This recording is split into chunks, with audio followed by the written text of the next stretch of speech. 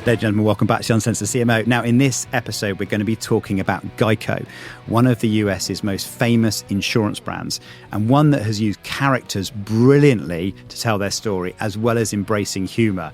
And I'm joined in this episode by the VP of Creative, Michele Moscone, to tell me more about why humour matters and how they're using distinctive characters like the GEICO gecko to get their message across. Humour is very much back on the agenda, so I want to find out how to use it and how it can be an effective tool for marketers. Here it is.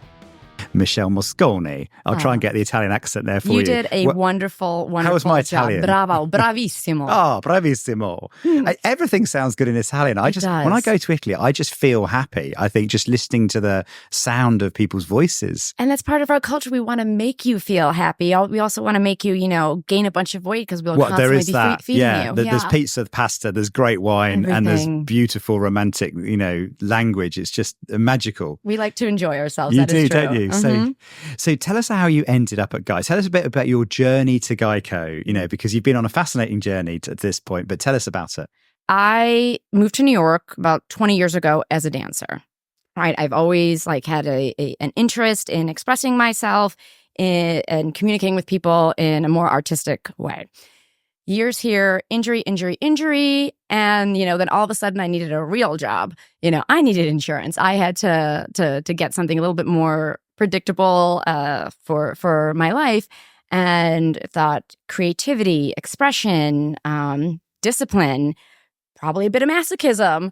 Advertising was perfect, segue for me. So I started off answering phones at an ad agency at BBDO, and this was when admins we were proper assistants, as you would, an assistant. We answered 15 phone lines. We could not leave the desk unless you had someone cover for you. You did the expense reports. You picked up the dry cleaning. You ordered the lunches. You did, everything. And it was also the time in advertising where you didn't need to have gone to portfolio school. You didn't need to have a book, right? Those entry-level positions were your foot in the door of figuring out what you wanted to do in advertising, right? So as an assistant, I was able to take on briefs. I would do literally anything anyone gave me. I did scratch VO for pitches. I took on briefs. I, coordinated this, that, and whatever. And then I started to realize my strongest skill set was maybe not necessarily making the work, but using my organizational skills to make the work happen. So I started tracking kind of where things were, where people were. And as an assistant, people would walk up to you and say, hey, where's so-and-so? Oh, he's on a shoot for this day. He's shooting for this. Oh, and then she's going to go into post-production. Then we're going to do all of this. So I started to realize there's value in kind of organizing all of this information. And I remember starting what was kind of the infancy of project management. But, on stateside, that wasn't really considered valuable yet. I know in the UK, that you all had valued project managers way, early on, but it wasn't quite there yet in the States. And I remember putting together this presentation of how PMs are going to do this, this, and this. And that was immediately shot down. I was no, we don't need this. I was okay, well, I want to do more. I want to leverage this skill set and this excitement that I have for putting the pieces together and seeing what picture it makes. So I went to a fragrance house called Coty, and I kind of cut my teeth in project management. They were elevating traffic to project management, and I kind of learned a larger, I had a larger view to all of the bits and pieces. And after that, I kind of missed, which I don't know why, but I think it's something inside of us where we must be crazy. But I missed the freneticness and just the craziness that happens on the agency side. I needed to be in there.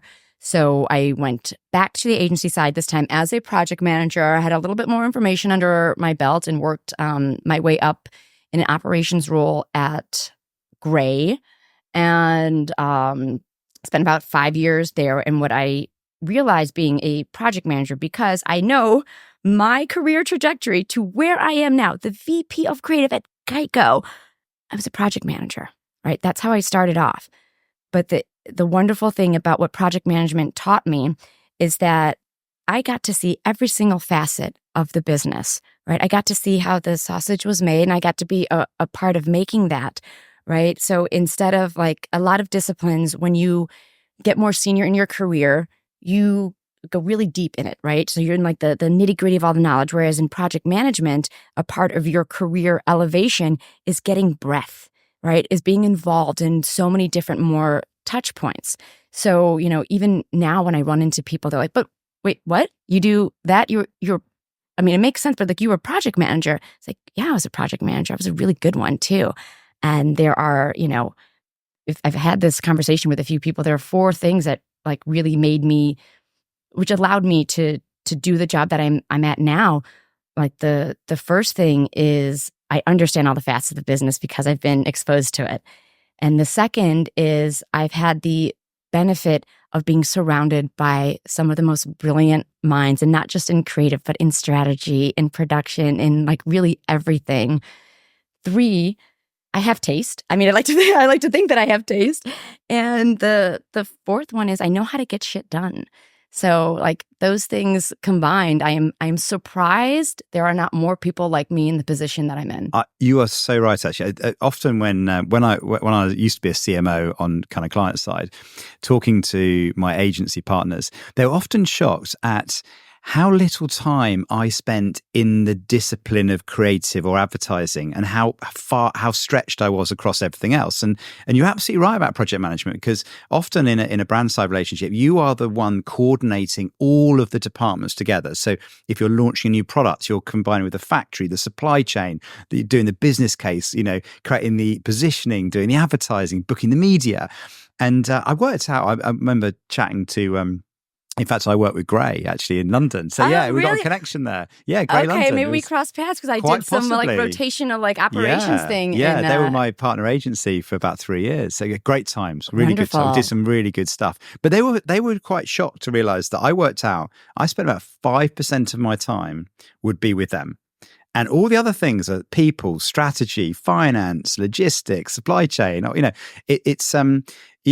People think you spend all your time on brand side on the creative, but actually the amount of operational things, and your last point about get shit done. I mean, ultimately you're judged by, does it happen, right? Not by, is it a good plan or is it a funny idea or whatever. Is it gonna be executable? So I can believe that your project management skills is absolutely where it be. So when did the GEICO opportunity came up? And because this is one of the most iconic kind of brands, isn't it, in America? For anyone in the UK listening, it's probably the equivalent of the Meerkats would be our equivalent. So, they've got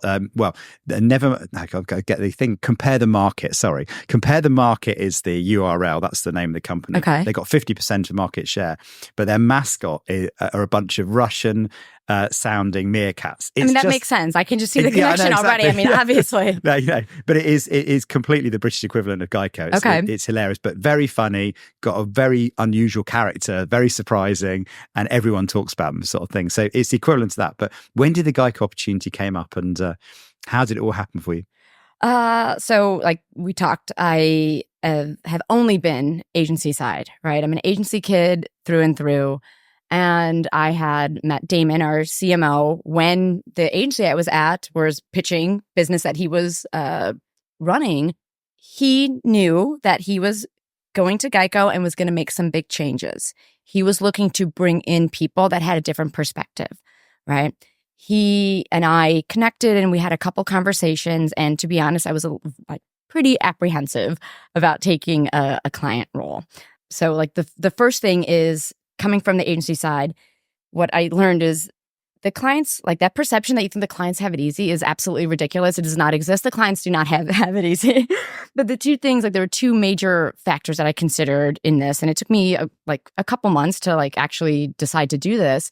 The first thing was, okay, I know advertising like the back of my hand, but marketing is different. Advertising is one sliver of marketing. There is a whole piece of this pie in which my marketing literacy was somewhat limited because I hadn't been exposed to it. And you think you know what it is, right? But until you're there, you don't. So I was really nervous about taking on something in which I was responsible for not only transforming the internal operations of a brand, but this brand that I admired for so long, right? No one was looking at GEICO and being like, they need to change their creative. This brand isn't enjoyable. no, there were so many other things, on the marketing end that needed a new perspective. And, we often say, and other people say this too, like, don't think like a marketer. We are very smart marketers, but we give ourselves the freedom to not think like a marketer. So I didn't know how to think like a marketer because I never was one. And I was very fortunate that my partners that I work with, Kate, Carrie, Jared, they helped me kind of get up to speed on all of these other bits and pieces that I didn't know about.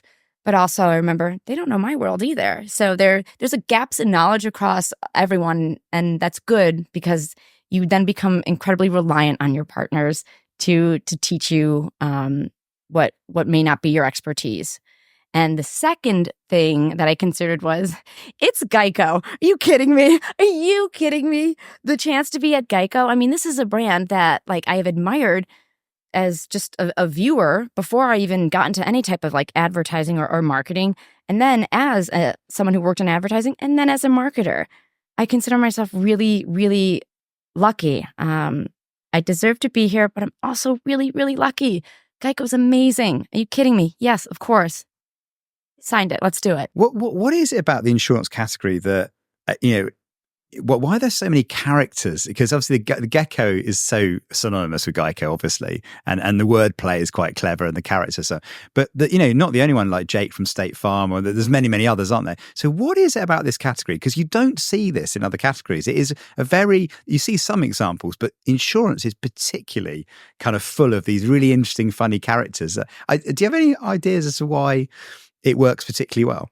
I think we have to answer that. We might have to like rewind a little bit to look at where the category was before GEICO kind of changed it, right? So 30 years ago, the insurance category basically had two things. It was either fear-mongering, right? So they were showing these really horrific situations and they were like predicating upon your fear to have an interest in what they were saying, or their ads were just like RTB soup.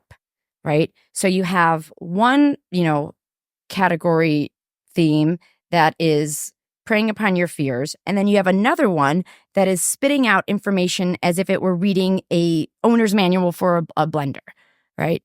What doesn't build trust, right, is being afraid or being bored and not interested, so none of the work resonates, right? So that's what was happening. And then 30 years ago, or so, exactly 30 years ago, we began our partnership with the Martin Agency, right? And we knew we had to break free kind of from what everyone else was doing in the category.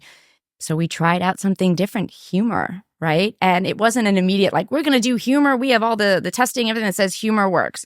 No, we were like smart enough to try something that no one else had done.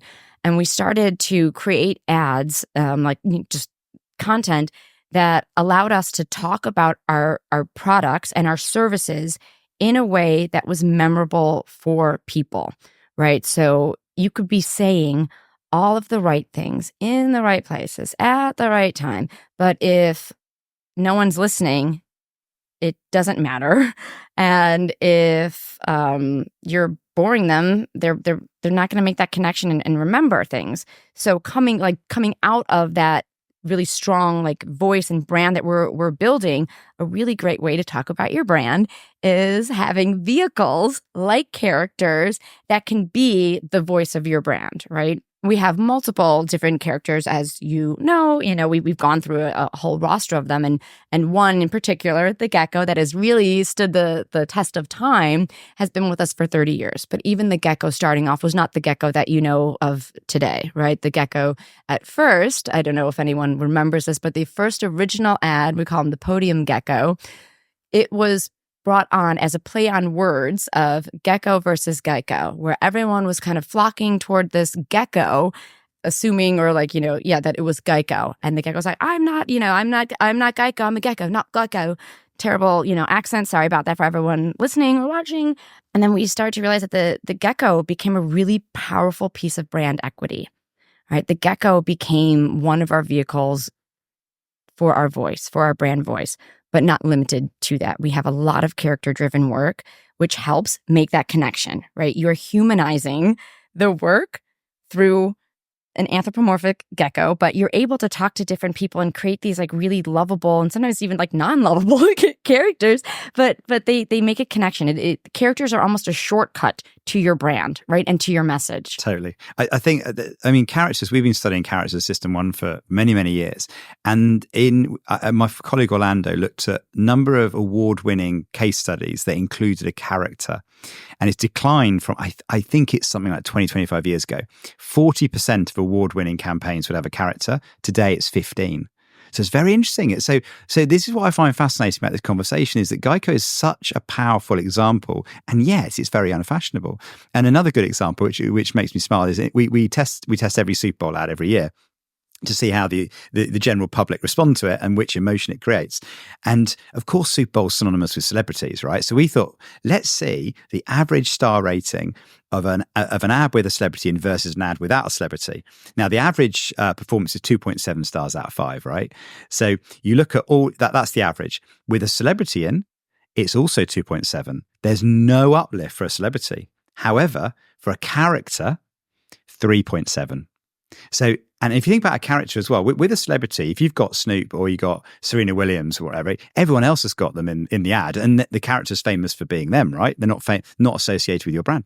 The amazing thing with GEICO or characters is that they're synonymous, particularly when the name sounds the same. Like compare the Meerkats or GEICO. They're ours, right? They're yours, yeah. They're ours. They're not and there's spread out across the board. No royalty payments either. Well, I mean, there are too. The gecko doesn't come out of thin air. But yeah, exactly. Yeah, but it's and this is I think is one of the biggest lessons for marketers. I think no one seems to realize is the role characters can play in creating association with your brand. The other thing, another British example is we have this Churchill the dog, right? And it's this very cute British bulldog. It's a very British kind of like breed of a dog, right?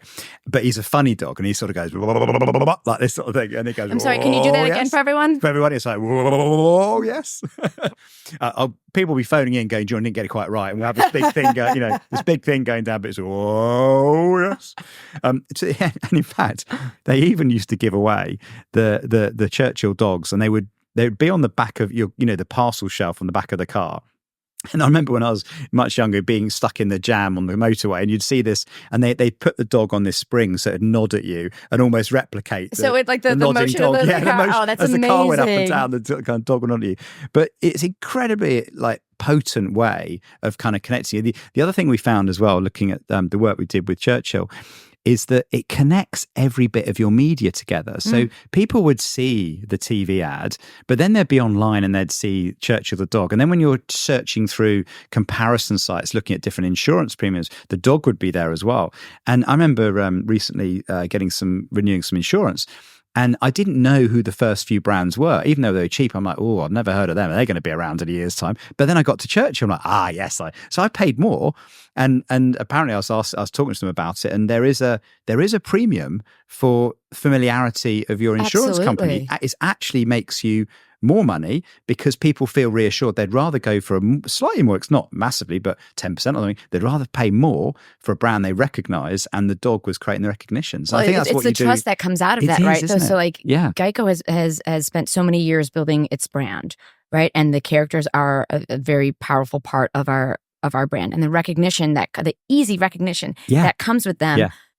In that half a second, when you recognize the character, all of a sudden, all of those other brand benefits that of that brand, of the customer service, of the trust, the loyalty, what they offer, all of that hits you like that. It does so much heavy lifting. This little, 6 inches, 6.9 inches, gecko is able to do a lot of heavy lifting in that. And to your point about connecting all of these campaigns and ecosystems together, the gecko and our other characters can work in so many different places without everything having to be matching luggage, but we're all going to the same place. Exactly, right? Exactly that, yeah. And I think the other thing that's changed, if I go back, say, 30 years, kind of pre-internet, when I used to buy insurance when I started driving for the first time, I'd walk into town and I'd go to a broker and I'd sit down with somebody and they'd tell me all my options. And I used to buy insurance from a shop. It would literally be a physical place where you go and buy insurance, right?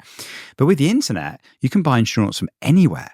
So now what you have to do is you have to get in people's minds so that when they're searching for insurance, you come to mind and you create the trust. So in a way, it's a very pure marketing category, isn't it? Because it's a very level playing field. There's only one place you can buy insurance. You kind of online. You're not going to go into the store, or someone's not going to turn up to your house.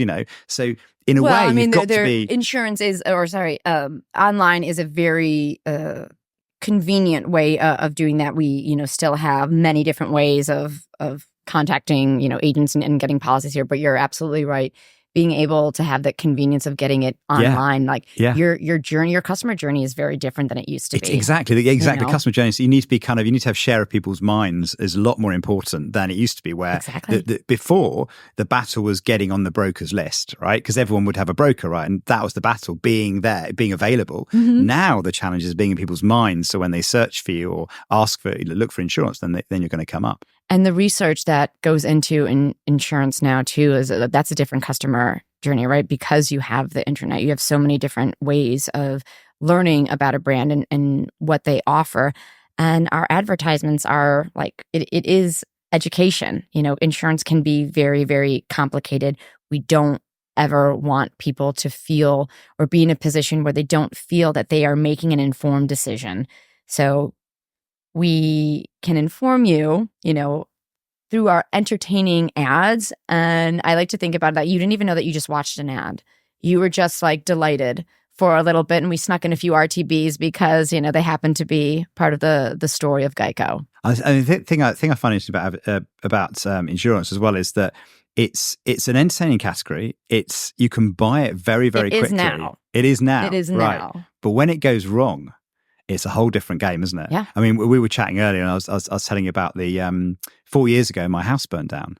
I had a house fire. I'm still just like shocked by how this happened, but please continue. Well, it's one of those things that people would joke about, my house burnt down or whatever. Yeah, right. No, mine did. It actually did. And it was also on Christmas Day. It was just to make it worse. It's just it's getting better and better. Exactly. Did the dog die? What happened? I know. So, we're having, well, in fact, I love cooking on Christmas, right? And it's just like my favorite Christmas Day. Tradition is I do a fillet of steak, and I was cooking the whole thing, and I don't like turkey. So in the UK, everyone has turkey. I don't like turkey. So we have like fillet of steak just because it's about the same price. Like turkey prices are insane at Christmas, but you can then buy the best possible fillet for the same price. But you don't even make like a turkey just for the rest of the guests? No. If you come to our house, it's going to be fillet of steak, and that is okay. That's right. That's the thing, right? I'll remember that when I get my invite. Indeed, yeah. So you don't get turkey disappointment when you come round.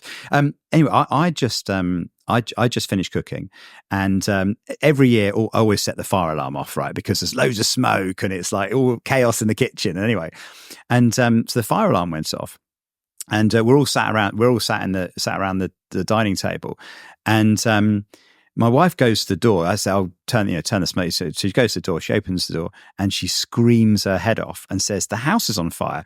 And I was getting the potatoes out the oven and I dropped them in shock. I'm like, and I thought she was joking because I thought it was like a joke at my expense, as in, "Ha ha ha! You've just the house on fire."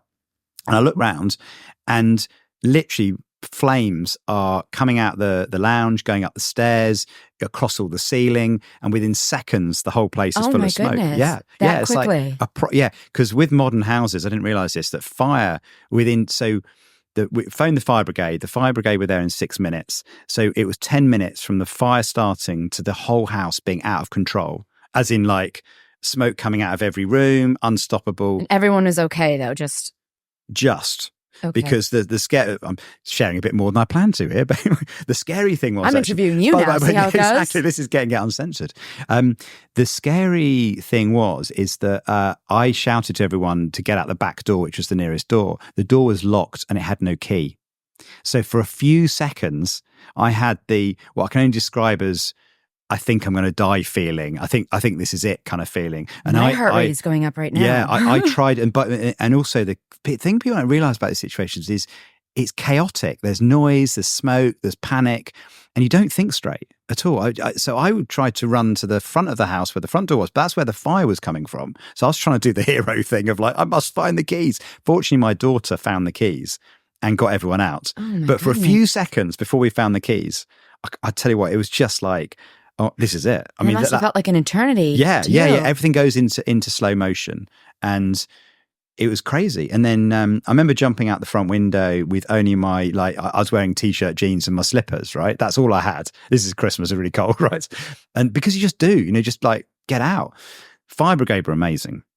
I mean, they were there in 6 minutes from call, 2 fire engines, 6 minutes later, and they were in there putting the fire out and they did an amazing job. But the thing that struck me was, apart from the disbelief, was when the chief fire brigade came out and he looked me in the eye and he said, I need to tell you something. You're homeless. And he said, if you can't find a place to stay tonight, I have to phone the Red Cross and you're going to be going to the Red Cross, basically homeless shelter. And because in my head, I'm going, it's Christmas, but it's Christmas. Day too. That's my house. Can't I go back in? He said, I cannot let you back in that house. It's also a crime scene. This one no one tells you. It's all because a lot of arson happens. A lot of people set their houses on fire to claim the insurance, right? So I didn't even know this. So we had the fire brigade investigator, we had a police investigator, and we had insurance investigator. We had 3 crime scene investigators, proper CSI turn up in all the uniform. And, I got interviewed. And as well, that I got interviewed and I didn't even think that I could have caused it or anything. But suddenly when you're being interviewed, you feel guilty. They were like, did you have any candles? And we had candles up. And were the candles next to anything that could catch light? I'm sure you experienced a couple different emotions. I'm being accused of something so heinous as burning down my home on Christmas for the insurance money. But also you are probably feeling all this immense guilt of, did I do this? Did I not do that? Is my brain thinking straight? I know. And even down to the fact that we'd bought different family members. There were 10 of us, different parts of the family come, and we bought them all these hampers, and these are wicker baskets full of straw, and they had oil in them, and basically massively flammable. So what we think happened, I mean, the investigation concluded that a candle had fallen off the mantelpiece and had landed on basically all these hampers, lit the hampers had lit the Christmas tree had lit the sofa had lit the room had lit the house. It's kind of like this bonfire thing. It's like a power gag. But when they were investigating, there was this trail of oil going all across the room, and it looked like it was it looked like you might have intentionally lit and set the whole thing up. So they were going, well, can you explain why there's that trail of oil going from there to there? So I was like suddenly like, am I going to get investigated? Yeah, like what's happening here? Do I have insurance? Are they going to cover me? What's going on? I'm homeless. I'm getting I'm homeless. I'm in the motel down the road. Exactly. I've got no clothes. I had to go shopping the next day, and I just had the clothes. We just had the clothes. All had the clothes we were wearing. And then, but here's where it comes to insurance. So 2 weeks later, I got a call from the insurance company, and they said, Mr. Evans, just to let you know, you're not insured. I'm like, hang on a second. I've had the same policy for 16 years. We bought the house 16 years ago, and it was bought from the plot. So we bought it when it was built. And back then you had to have insurance to go with the mortgage, right? And they were tied together. So, but I hadn't checked my policy for 16 years. I just took it out. It's fine. I'm sure it's going to be great. And they said, you haven't insured the house for the right number of bedrooms. I'm like, that cannot be possible. I've been with you since the beginning. And you didn't change the house? We converted a room. So I then thought, oh yeah, I had actually converted a room. I thought, oh dear. Anyway, would that be it? But I thought, no. They said I'd insured for 3 and it should have been 4, and the house was 4 bedroom. I bought it. So, but I've got no record of the insurance because it had all burnt, right? So I couldn't just get the documents out and go, no, you're wrong. So I then phoned up the archives department, right? That is really smart to be like, I'm going to phone up the archives department. Yeah, dear archives of nationwide insurance. I took the policy out and sort of thing. Can you just tell me how many bedrooms were on the policy back then? And he said, just asking for a friend. Yeah, exactly like that. Innocently, sort of whoever it was. She's very kind. She said, no, it says 4 bedrooms. I'm like, can you send me a photo of that little document there? And then the next thing I did is I phoned the broker and said, oh, when I last asked you to update my insurance, can you take a photo of of the screen where you input the details that I give you, right? Yeah. Took a photo, 4 bedrooms. The last bit was the best bit though. I phoned up and I pretended to be a new customer. I said, oh, can you give me a premium quote for this particular house on this particular street? And it matched precisely the amount I'd been paying. So I wrote them a letter to say, A, like your archives say 4. B, like my broker says 4. C, I've been paying for 4 bedrooms, sort of thing. Anyway, didn't hear anything for like a few weeks as well and then I got calls from more and more important people in the insurance company. Eventually, well, I mean, you had the receipts, right? Yeah. I know, but when you're up against a big insurance company's legal team, you think like, they just said, we're not going to insure you. And I'm thinking, well, what if they fight me in court? I haven't got the money to pay court battles. Anyway, eventually I got a phone call saying, we're so sorry, we've made a mistake. We inputted 10 years ago, we updated our computer systems and we put the wrong number of bedrooms in. I'm like, oh my God. But so I am now the biggest advocate for having good insurance and checking the detail, like making sure I mean, that completely, first of all, thank goodness that everyone was okay. Yes. I'm sorry that you went through all of that. I mean, that's quite like a traumatic experience compounded with, when it happened and kind of like the state of desperation and like emptiness it left you, like physically, like you didn't have a place to stay and a family and all of that. So I'm happy that things ended out okay. But that is a very, probably not typical story, but a hyper exaggerated version of like what happens every day with our customers. So our brand is very, we use comedy to kind of set the stage for like people to absorb and recall what we're saying. But when you are actually interacting with our brand, when you need our brand, because you do need insurance, it's not like nice to have, you absolutely need this. You are not calling your claims agent laughing. Our ads might make you laugh, but you're not calling the claims agent. Like, my house just burned down. Surprise! How many rooms did I have? No. Yeah. So like when we talk about advertising, and obviously I'm like biased with like creative and everything, like driving this, I'm not absent of understanding. It is more than just having a really strong and powerful brand, right? You have to have the services and the products and all of that to work together. And one of a strong value prop for us too is our customer service. We have 97% customer satisfaction, right? That is like insane, right? But that really matters, right? It's not just about making a funny ad. Funny helps us like resonate and helps us like kind of like break through some of the other clutter that can be out there. But we never use humor to trivialize these very real situations that you are having. So our brand is matched by our, quality of service and products too. You can't have any of those things with like, they have to work together. Well, let's talk about humor because I think you do some of the funniest work out there, and you were in Cannes this year as well, weren't you? Actually talking about humor on a panel. First time as well, GEICO's been out at Cannes, which is kind of a bit of breaking news. It is very new for us. We've typically kind of shied away from a lot of these media opportunities. It just hasn't been kind of something that we've focused on, part of this, expanding our internal and external marketing like universe is doing, panels, and this podcast or, Breaking News, ladies and gentlemen, the first podcast for GEICO. Lucky both of us. Is my first podcast and yours with GEICO. We went to Cannes. I did a couple panels. It was really, really exciting. And one of the conversations, a big conversation topic was humor. I think we talked earlier that this was the first time that Cannes, surprisingly, after all these years, had a category for humor. It was like coinciding with so many other things that we were doing as a brand. So it was just a perfect opportunity for us to kind of go out there and talk about GEICO a little bit and talk about humor. The data is incredible in terms of the case for humor. Well, firstly, actually, I don't know if people realize, but we've been tracking humor in advertising for many, many years, and it's been on steady decline for a long time, and it's been replaced by pride and purpose. So they seem to have kind of crossed over, which is quite interesting in itself. So we're becoming more serious as an industry, and yet it's incredibly powerful. So we did some analysis of different types of emotion, different types of happiness that you can create. And with humor, it is by far the most unifying type of emotion. So if you look at surprise, you look at pride, you look at uplift, you look at awe, all those emotions which are useful emotions are interpreted differently by the audience because they're quite personal.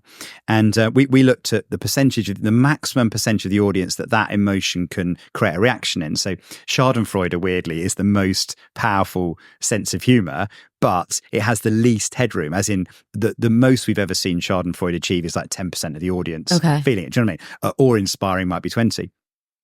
But with humour, the funniest ads can achieve 55, 60% of the audience all laughing at the same time. So it's got the greatest kind of basically the broadest appeal, as well as being the most effective. So it's incredibly unifying. If we all laugh at the same thing, it's a real kind of shared experience. And we've also tied it to business results. So the data is amazing. So we looked at, we divided, we took the most funny ads and the least funny ads and the ads in between and looked at the average star rating they get. Now, the least funny ads got an average star rating of 2.2. The most funny ads got an average star rating of 3.4. So just the delta being between funny those two. That's 1 star. And we also looked at the market share of those brands that use humour in their advertising and those that don't. 1 percentage point different in terms of, as in the funny ads were driving an extra 1% of market share for the brands that, on average, for the brands that use it versus those that don't. So there's an incredible business case. Let alone the fact humor that works. It really, really works. So I'm going to spit numbers back at you because I took them from you. So, Ross, fact checker over here, I believe in this, stat in the study that you're doing. 91% of people want humor from their advertising. 71% of people are more likely to go with a competitor brand that uses humor within the competitor set. Exactly. So why is humor on the decline? This is the problem we've got to solve. And this is why this conversation is so important. We need to put humor back on the agenda. As Can, I think, have realized is that it needs to be front and center. So let's talk about some of the, Sarah, another thing I'd be interested to know is why do you think we're not embracing humor? Because Elizabeth from the Martin Agency was telling me that when she interviews people, everyone wants to make funny ads. Everyone believes that funny sells, but everyone's afraid of being funny. Mm-hmm. So why are we afraid of being funny? What is it, particularly today, that makes us fear the funny side? I think there's 2 things. So one is funny. We don't want to, especially in today's environment, we don't want to offend anyone. We don't want to do anything wrong, right? We're so afraid to do something wrong, right? And I think the other thing is because of, the state of the world right now, sometimes we feel bad to laugh, right? You feel bad laughing because there's so much heartache and so many other things going on. But this is actually the time for when we probably need to laugh the most, right? We are a brand advertiser. We are not healing the world. Yeah.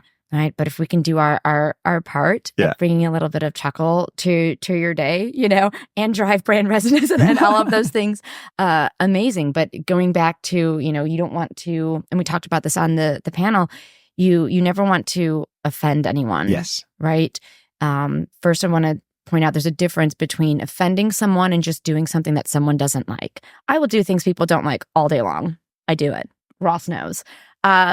But offending someone is different because when you offend someone, you're usually targeting a particular or a person or someone, like you're making fun or punching at that person. Where instead at GEICO, we look at humor as the great kind of disarmer, right? It's the democratization of it is the most inviting form of conversation you can have because we take the shared universal truths and experiences that we've all had. Right. So you see this, you see a situation, while it may be, ridiculously absurd in how we execute it, you're still I've been there. Yeah. Yeah. I remember when that happened. Yeah. Thank you. When that happened to me. And all of a sudden you have just, connected such a broad and large group of people, which is one of the most beautiful things about comedy because you can unify people under these shared experiences. So we tend to punch at the situation versus the person. The person could be like a representative of a certain of a group or an opinion or something like that. Like, we are not about that. We want to unify, like, everyone through the chuckles, and punching at the situation is what we do. We punch up and punch at the situation. It's a full like Royal Rumble of what we're doing. You do that very well. You find that universal situation we've all been in, whether it's your auntie coming over or whether it's the noise from the next door neighbours causing you to stay awake at night. We can all relate. It's that shared experience, and that's what comedy is so good, isn't it? It just picks on that shared experience that we've all had and makes fun of it. It's interesting actually talking about seriousness. Actually, an interesting situation I found. So I joined System 1 just before COVID happened, about 6 months before, and then when we got into COVID, advertising got really serious. Yeah. Now, in some senses, it had to, particularly in the very first few weeks. Everyone was keen to show generosity, keen to show they care, keen to show that they understand, right? But very, very quickly, we got COVID fatigue. And actually what we found is those few brave brands that were willing to bring back some humour did incredibly well. Because actually what the insight at the time was, we want to escape this reality of like the situation we're in. We actually want to be, entertained. And it's the same with like the world at the moment. There's a lot of big stuff going on, but actually people are not looking to brands to have a big point of view on it. They're looking for a bit of everyday entertainment. You don't want to be tone deaf to what's going on. Yeah. So you have to be very careful with your brand and how you use humor. You never want to trivialize anything, and you don't want to poke fun again at it could be like serious situations, but you do have to allow room for the exhale that like laughter gives you. You're surrounded all day long by, these very heavy things. If we can provide again like a little bit of that break, if we can use humor to do that, I think then we've done a really big part of our jobs. Now let's jump into your greatest hits, and I'd like to kind of work out what makes it funny and why. One of the ones that kind of made me laugh for a couple of reasons actually was Laughing Gecko, which on the System 1 database has scored the highest of all the ads you've ever done. Really? And there's some funny insight which I discovered actually doing a podcast with my colleague Orlando the other day. We were trying to talk about being funny, and he said something in a very funny way. No, he wasn't intending to be funny, but he said it in a way that just made me laugh. And I couldn't continue the podcast because just the look on his face just triggered me. I was in tears, right? Literally, we had to like. That is isn't that the best when you're laughing so hard you can't even like contain yourself? And it's just like, and I remember we restarted the pod, and I tried to put my hand in front of my face and tried to control myself and use some physical obstructions to stop your body from like that. I just broke down. I couldn't keep going, and then I showed it to some people, and people started laughing at us laughing. And there's something about seeing people laugh that makes other people, even if you don't really know the joke. But that's what humor does, though, right? So humor, you don't usually watch something that's funny and say that was funny. Like humor, you have like a visceral reaction. You have a physical reaction. You start laughing. Like all of these. There's so many like physical points of your body that are affected by humor, by laughing. So now you have like all of these things that just happen to your body that like allow you to like remember something because it made you laugh. And you know what's great about humor? It's great to share. So you want to tell someone else, right? Totally. So you tell someone else about this, and then all of a sudden they're having that same reaction, and then they're telling someone else. And if you look at like the platforms we have to work in today, all of that shareability on social like gives us such an expansive like landscape to play with, and allows for like quick widespread like sharing of like humor. Like how amazing is that? Yeah. How amazing is being able to laugh? Yeah. And then it's like becomes this game of operator where your laugh feeds into his laugh, and then your laugh, and then you can't stop laughing, and then it keeps going. Wonderful. And all of a sudden the world is doing one big laugh. I think humor is the original viral, isn't it? Because it is, when you think about it, it's like we all tell jokes, and jokes get passed on, and that's the same on the internet, isn't it? The cat falling off the fence or whatever, it's just a simple, funny, video will just go viral. In fact, producer James, actually, amusingly, he's got, what's your cat called? Eddie. So he had, Eddie jumped onto he's got a very beautiful Mac that he uses at home, and Eddie jumped on top of the Mac, and the Mac collapsed. The Mac fell off, and the cat was startled and fell off the back of it. And I'm allergic to cats, but I love the cat. You got to see this. This went absolutely viral. Play it again.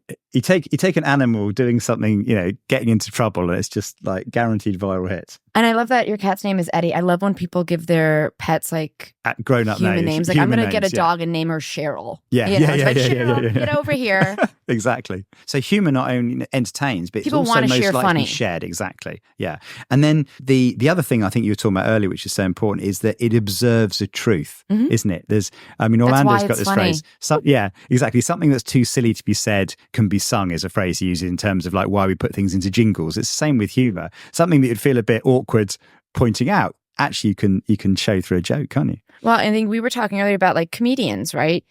We talked about how comedy could be the great disarmer, and it allows us to talk about things that could be very serious or things that you don't have the vulnerability to speak about, but using comedy as a way to talk about them is incredibly vulnerable. Yeah. And I find that just beautiful because I'm a vulnerable person. I'm a very vulnerable leader, and I think what we make is to some extent like, yes, it's a reflection of like, you know, those universal truths in a swath of people, but it's also kind of a reflection on ourselves, you know, and like what you're trying to like put into what you're trying to say or what you wish you could say. Yeah. And the other thing I think you do really well is you can make a joke really simple, like hump day, for example, is like you just take a very simple idea of Wednesday being the hump in the week, and then you dramatize it with a camel walking into an office. Right, and you tie it back to the insurance because like that was like the time in which we're doing a lot of like comparison. It was like you kind of show some like ridiculous situation and you pull out the RTB of like, you know, we're talking about you know, you can save with GEICO and how you'll be as happy as a camel on Wednesday when you switch to GEICO. And I love Hump Day because like it is before, you know, any of us were really working in this business, it totally permeated culture. It changed the lexicon of how we talk about Hump Day. Because you don't just say it's Hump Day, you say it's Hump Day. So you do all and all the of that because it's like it's in your Mike brain. thing, whereas you know trying to get Mike's attention as well, isn't it? Yeah, you know, even Mike. Mike. Yeah, so good. Yeah. I mean, talking about the lexicon as well. There's did an episode with a glasses manufacturer, the biggest one in the UK is called Specsavers. It's probably like a kind of Warby Parker type, you know, low cost, you know, specs for everybody, thousands of stores online as well. And their phrase is very simple, but basically they dramatize the things that go wrong if you haven't got good eyesight. So their what fertile playing ground. I know. Like so simple to just. And they've got I think statistically the funniest ads on our database that, you know, going back to how amusement unites, you know, some of their ads get 50-60% of you know, the emotion people feel is humor sort of thing, as well as, you know, which is incredibly, to get that many people all feeling the same thing is amazing. But their strapline is should have gone to Specsavers, which is very clever. And they're just dramatizing the everyday things. So if you walked into a door by mistake sort of thing.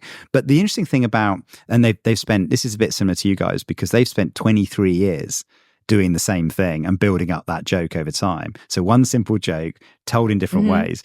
But it's the point that in an everyday situation, if you walked into a door or tripped over, the chances are your friend would go, should have gone to Specsavers. So it's become, it's become the, as you say, the lexicon of everyday life. Well, I mean, it allows itself because it's so simple. Yeah. Right. So if you think about the mediums before, you had, you know, TV, print, radio. So you've had three, you know, places where you can communicate, where you can advertise, and essentially your audience was somewhat captive, right? Because you couldn't fast forward through commercials, you couldn't skip into something else, you couldn't pay extra money to go like ad free.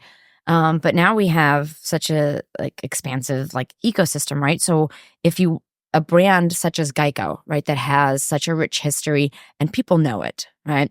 So translating almost what they, you know, built their brand on, which is a lot of really strong storytelling in like a 30-second TV commercial. How do you get that to work in a billboard? How do you get that to work in a, you know, display ad? All of that, it's because we have this we're very focused. We take a simple construct. We're not trying to write a novel. We don't have time for that. You surely don't have time to digest that. So we keep it very simple. My Gary Orand, who's our senior director of creative brand and content, there's that phrase that is keep it simple, stupid. He always says, keep it stupidly simple. Yes. Right? Yes. So if it is not that level of simplicity, it is not going to have legs. It is not going to be able to translate in the way that you want it to. coming in from the agency side, one of the things like when we would look at work, that I always subscribed to was if you can't state your idea in 1 or 2 sentences, you don't have an idea. Yeah. I don't need 4 pages of a manifesto. I don't need, 5,000 different ways it can come to life. I definitely want to see that in a presentation, but if you can't give me the elevator pitch on it, you don't have an idea. The interesting thing is that it's simple is quite hard. I mean, I really, really try as a marketer to try and make things as simple as possible. But it's the old phrase like, I would have written you a short letter, but I didn't have time, so I wrote you a long one. I have no idea who that's attributed to. Some people say it's Churchill, I don't know. But there is an idea, isn't it? It's easier to try and tell a long story. Telling a short story and making people laugh is actually harder than it sounds. Do you have any you've worked with the Moscone agency for 30 years. It's an amazing relationship. Any advice on, how to get the best out, particularly for you, because you've been agency side, now you're coming to brand side. What's your advice on how to get the most out of that a relationship like that? All right, well, so I'm going to answer a question you didn't ask first. So, coming from the agency side, so that was my perspective. And I'd always admired all the work that came out of GEICO and obviously the Martin agency. But I was like, have you ever been like a server before? Or have you worked in the service industry? All right. So, coming from the agency side, I was like, okay, I've got this. I understand this relationship. It's going to be really great because like I've been there, right? There's a pedigree that us agency kids have grown up with. I'm going to be there. And I found myself either being much like a server, if you've worked in the service industry before. So like, if you're like, at a restaurant, it's busy. And if you've been a waiter or a waitress and the service is bad, you can either be like really empathetic to them because like I've done this before. They've only got one server on this table. It's rush hour. It's whatever. Or you can be a complete jerk. I mean, like I've done this before. When I was a server, I made sure I ran my tables. I'm a little bit of both of those when it came to like the agency side because I was able to quickly spot like what they were doing that like I thought like was really great. And then there was the other part of me that was like, oh, I would never do that. When I was on the agency side, I had to do this. So a lot of it was like the end product was always great and always strong, but I needed to kind of figure out a way in which I was able to work as a marketer and how I needed to receive information that helped me be a marketer versus just someone who's picking ads for like advertising. So like we had to like work together, and because of the trust that we built over those years, and I happen to know a lot of people from Martin because they're my friends or former coworkers, there was an inherent like vulnerability that we already had. But as a brand, we've been with them 30 years.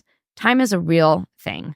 I equate kind of the relationship that we have with Martin, like if you're dating, right? So when you first start dating someone, everything is kind of shiny and new and, all the little things that the nuances and intricacies of someone else, it doesn't bother you. You put your best foot forward. That foot's like freshly manicured, like everything is great and beautiful, right? And then after a couple years, you start to get annoyed maybe of those like little things that didn't annoy you before, or like the newness has worn off, and that's where the real work starts, right? You have to like really start working with them and like face different challenges because again, time is a real thing. Time allows you the experiences and the exposure to things that only happen because time like had allowed it to. And that's when the work happens. I find today, because we live in an environment where everything has to be, like we feel that there's like a need that everything has to be perfect all the time. What is the immediate ROI on this? What is this? If one thing fails, then it's like, okay, agencies are out. We need to make a change. It's almost like we're treating like our agencies, who should be our partners and our like the relationships that we have, as this like gig economy of like you can just swap in and out and in and out. Our brand is so much more nuanced than just being able to swap it out for someone else. And the Martin agency, my biggest, one of the biggest reasons why like we're still with them, obviously, is, like the work is great. They are just as invested in our brand as we are. Could feel it every day. Like it is a staple in that organization. Our relationship is important. So we are in this marriage together. We are not staying together for the kids, like we are together. We are working this out. And when we do make mistakes, we do. It's like we're all human. Some things work, some things don't. Amazing that we have the freedom to fail sometimes. We learn from it. I don't want to have to teach somebody else that. There's a difference when an agency can be with you too long and gets complacent versus an agency that is with you and that pushes you all the time too. I love the fact that they push back on me. There is no like fear, right? In pushing back when they don't agree with something. I love it. I may not always go with it because at the end of the day, it's my it's my decision. I'm accountable, for this. But I love that they make me better by pushing back. I wonder if anyone's ever done a study in terms of longevity of agency relationship and quality of work. I don't know if I've ever seen that, but I think if you're building a consistent brand, you want someone that knows your brand because they helped build it. Yeah. Right. Yeah. And they also help us when we have like other, when we're delving into new areas or new partners or new people that we want to like bring in or leverage their expertise, they're the foundation for our brand voice, and they can do a lot of the heavy lifting because it's not my job to have to teach everyone what our business on. Thank God I have an agency that can do that for us. I mean, I had Cadbury, one of the most successful advertisers in the UK, on the podcast with Guy, who's the new marketing director, the first non-Brit to take over the iconic British brand. I listened to that one. Did you listen to that one? I did. Yeah. But the fascinating thing as I was chatting to them was that... Because it's really interesting for him to go into that brand because it was so iconic and he was a non-Brit. Yeah, exactly. But I was thinking the agency knows so much about the brand and how it operates and how it turns up and the history and that sort of thing. The agency knew way more than he would have known. Obviously, he's new, but the amount of understanding of a brand that can live in an agency that you lose if you were to change them for someone else. So it's a big risk. Maybe to wrap up, I'd love to know which of the campaigns that before you joined were the ones that you looked at and went, oh, now that is why I'm going to go to GEICO. I can't say it was like a singular campaign. I mean, listen, they've had like decades of amazing work that I have admired again as a viewer and as like, an advertising kid, but like some that I really, really love that have stuck with me for so many years.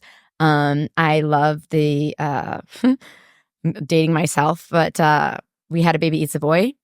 So for anyone, I guess. Oh yeah, describe it. Okay, I anyone under 35 or 30 might not remember this, but before, like, there were collect calls. This is before the cell phone age. You had to pay for calls, especially long distance, and you were able to call a number 1-800-COLLECT, which would allow you to dial out, but someone else would have to accept the charges and pay for that phone call.